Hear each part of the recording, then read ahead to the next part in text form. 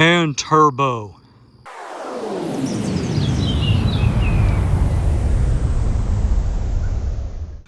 Well, good evening and welcome to the Arbor Hills Nature Preserve in Plano, Texas. Tonight's exercise is a field test of the Wurkkos TD07. I want to thank Wurkkos for sending me this light and making the review possible. Now, if I just looked at this light without the ring, and it does come with the ring attached, my first impression would likely be this is something on the order of a EDC light, just another option in an already overcrowded market. But after a couple of preliminary evaluations, I'm going to set this down because the wind is starting to gust just a bit. After a couple of preliminary evaluations, my leaning is more towards a compact tac light or maybe a pocket thrower. I'll let you make up your own mind tonight. Now, I took it out of the box. I have average size hands. Wow, this is a great fit. I really wanted to take it to the heavy bag and give it a workout, but that's another video for another time. The light is controlled by a combination of a dial here and a tail cap switch. The dial allows you to select outdoor mode, which is moonlight, low, medium, high, turbo, lock, or tactical, which is momentary and only momentary access to turbo or strobe. Now, once you select the output mode, the level and on-off is controlled by this switch. I've noticed two things in preliminary evaluation. Number one, these controls are easily operated even with light winter gloves. Now, I did one eval on a warm night, sweaty hands. You just want to make sure you have enough pressure on this dial to get a good turn. Otherwise, it can slip just a little, and that's only something I've noticed because it's getting warmer now here in Texas. I really like the texturing, the tactile feel and sensation of the half and full press on this switch. Now, I do need to take care of some business. I'm probably going to say things tonight like a single click or a full click. Single click is really just my way or a shortcut of saying a half press and release. Full click is a full press and release. So if I say something like double click, that's just shortcut for two successive half press and release. The UI is incredibly simple. It's generally going to be a single click of that half press and release to turn on, then cycle through the modes. You can half press and hold for moonlight, double click on or off takes you to turbo, single click returns you to where you were before, and the basic rotation is low, medium, high. So you have direct to moonlight. You can go low, medium, high from there. It does have memory. You have moonlight accessible from lock, and then in tactical, it's a half press and hold for momentary turbo, a full press and hold for strobe. And if you are in outdoor mode, it's a full click or a full press and release to turn off. Pretty easy to get used to. Honestly, it's so easy, even I can figure it out. But enough of that. Let's go see what it can do, because honestly, it doesn't make any difference about the fancy ring or the construction or the general UI. If you don't like the way it performs in the field, it's not going to be the right light for you. Now I'm in tac, half press and hold turbo, full press and hold for strobe, then release to off. So I'm standing next to the bridge where I normally do output level test. This is moonlight. I think a lot of people might think this is too much from moonlight. You'll also notice the character of the beam, which is a relatively narrow, pretty intense spot. There is generous spill, but most of the brightness is focused in that narrow spot, so very high candela. That's why I was talking about a pocket thrower.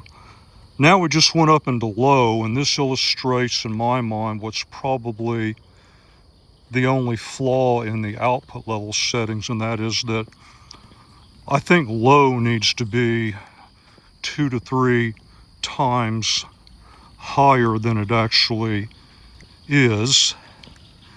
Let's go over here and look out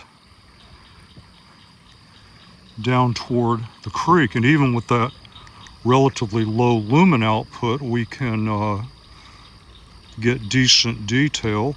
Go up to medium, you can see that everything's blooming. We don't have quite the line of sight that we did a few months ago.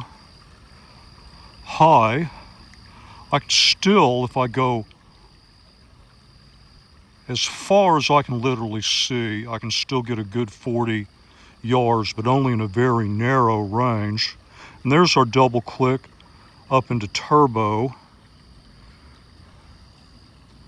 field of view. Single click takes me back down into high, and then the full click to off. So path following, I think you need at least medium, and I would say the side to side is just barely useful.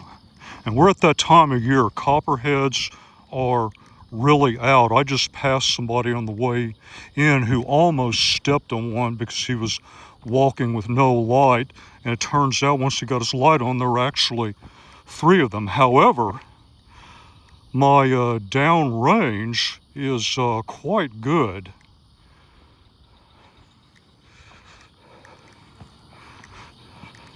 Of course, I'm wearing thick boots and gaiters along with motorcycle knee and shin pads.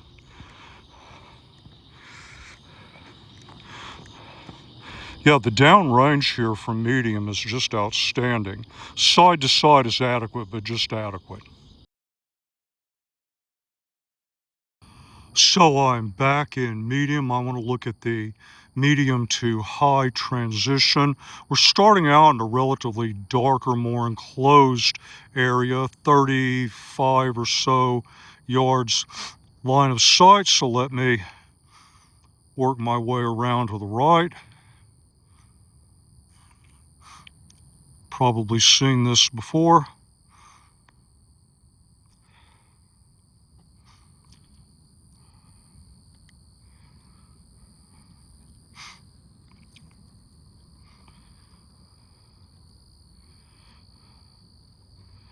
I'm going to step to my right here because we have so much growth now.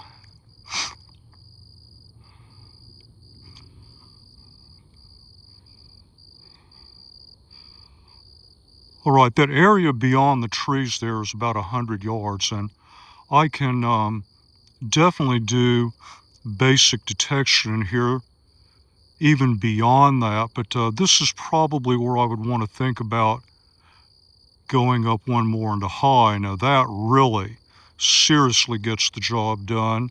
And then as I rotate out and get up in the 140, maybe 150 range, basic detection and maybe even some identification, even though I'm being affected by light pollution from the surrounding city. Yeah, this is definitely a pocket thrower in my mind.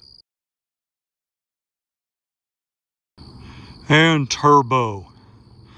Okay, let me get lined up here. That tree in the distance is right at 175 yards, and I am totally lighting that up with no problem, even with a modest amount of light pollution from the surrounding city. And I am noticing heat buildup. I've loosened my grip a bit. That's the nice thing about the ring, is that I can afford to loosen it and not risk dropping light.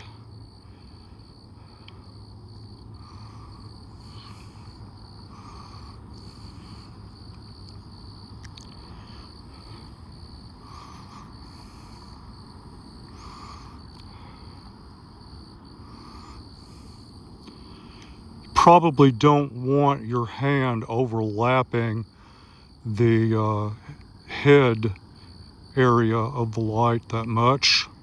I've moved mine back just a bit. And as we're over a minute, the step down to high should occur over approximately a 2-minute interval. So I'm going to let this run to about 2.5. We'll see where we are. Yeah, I'm moving my pinky finger up towards the head. It's a bit uncomfortable, but it wouldn't force me to release it.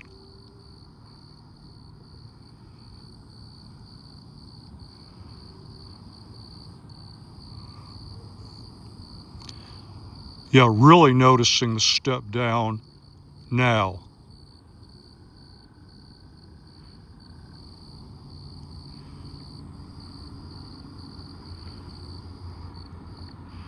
And we're at about 2 minutes, so that went pretty much as expected. And even at this high output level, which is where the steady state is supposed to be, at least for a modest amount of time, I can still do basic detection out to that tree. Couldn't really do much in the way of identification. And I'm going to go ahead and shut this down at a little over 2.5 minutes. Heat is still there, but not an issue at all.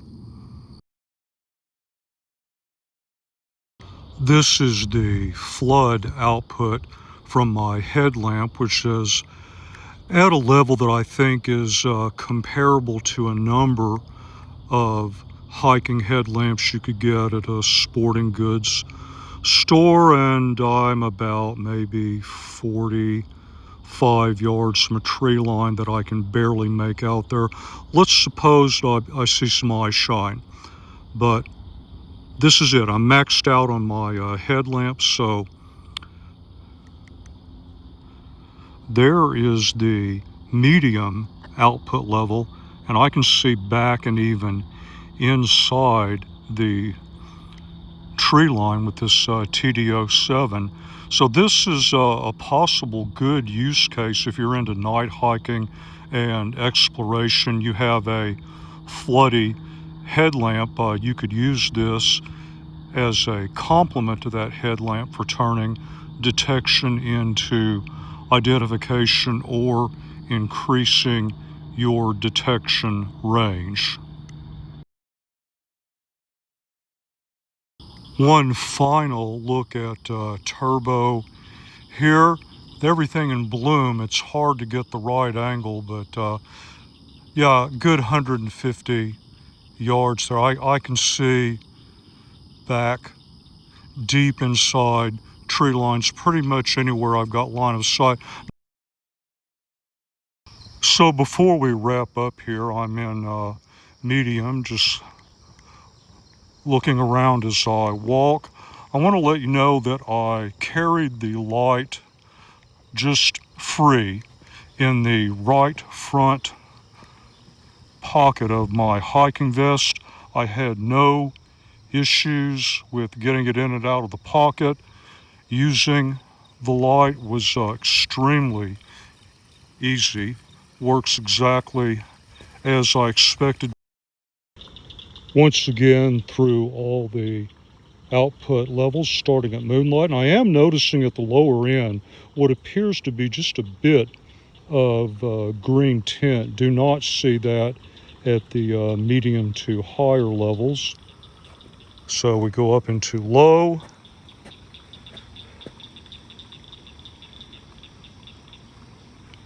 medium. Well, everything's blocked. Getting 50 to 55 yards line of sight is going to be pretty tough. There's high. Then I'll move around to the right here, look up into the trees.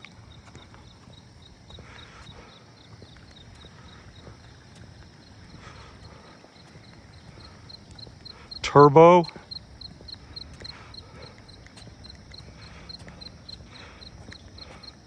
Yeah, that's really impressive.